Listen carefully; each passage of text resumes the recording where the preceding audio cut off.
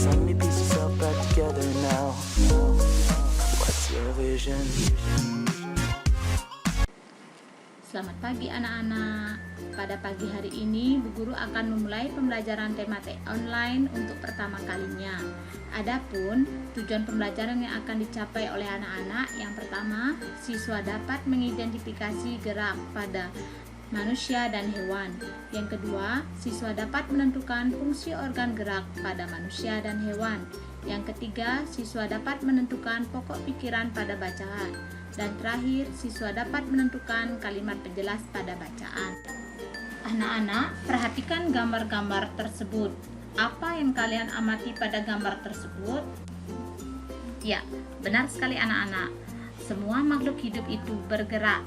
Salah satu ciri makhluk hidup adalah bergerak, bisa berupa berlari, terbang, melompat, berjalan, mengatupkan daunnya, dan lain sebagainya. Gerak dibedakan menjadi dua, ada gerak aktif yang berupa gerak berpindah tempat, terjadi pada hewan dan manusia. Yang kedua, gerak pasif, gerak tidak berpindah tempat yang terjadi pada tumbuhan. Mengapa makhluk hidup dapat bergerak? Iya, semua itu disebabkan karena makhluk hidup mempunyai organ gerak seperti tangan, kaki, sirip, sayap, otot perut, dan lain-lainnya. Apakah fungsi organ gerak pada manusia? Apakah fungsi organ gerak pada hewan? Ya, mari kita simak penjelasan berikut. Organ gerak yang dimiliki oleh makhluk hidup memiliki fungsi yang sama, tergantung kegiatan yang dilakukan. Organ gerak sangat penting membantu dalam kerja gerak makhluk hidup. Oleh karena itu, kita harus senantiasa merawat organ gerak agar fungsinya tidak terganggu. Berikut adalah beberapa latihan untuk memantapkan pengetahuan tentang fungsi organ gerak. Tolong dikerjakan dan dikumpulkan melalui WA kepada Bu Guru. Ya anak-anak, tadi kita sudah belajar berkaitan dengan fungsi organ gerak. Nah sekarang Bu Guru punya sebuah bacaan berkaitan dengan organ gerak manusia dan hewan. Tolong perhatikan ya.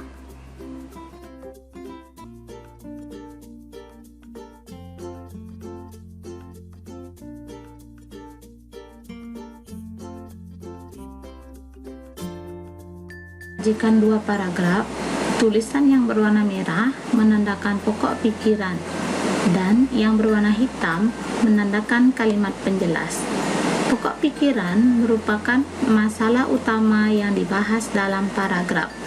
Pokok pikiran bisa kita temukan pada kalimat utama, bisa di awal, di akhir, atau menyebar pada seluruh paragraf. Untuk kalimat utama yang ditemukan di awal disebut paragraf deduktif, yang ditemukan di akhir disebut induktif, kemudian yang menyebar di seluruh paragraf disebut paragraf campuran. Kerjakan latihan berikut dan kumpulkan jawabannya melalui WA. Sekian pembelajaran dari Bu Guru, dan dapat kita simpulkan bahwa manusia, hewan, dan tumbuhan memiliki kemampuan untuk bergerak. Kemudian yang kedua, fungsi organ gerak itu tergantung dari kegiatan yang dilakukan oleh makhluk hidup tersebut. Dan ketiga, pokok pikiran bisa ditemukan pada kalimat utama, kemudian diperjelas dengan kalimat penjelas. Agar lebih meyakinkan pemahaman, tolong kerjakan LKS sesuai halaman yang diminta. Terima kasih, selamat pagi.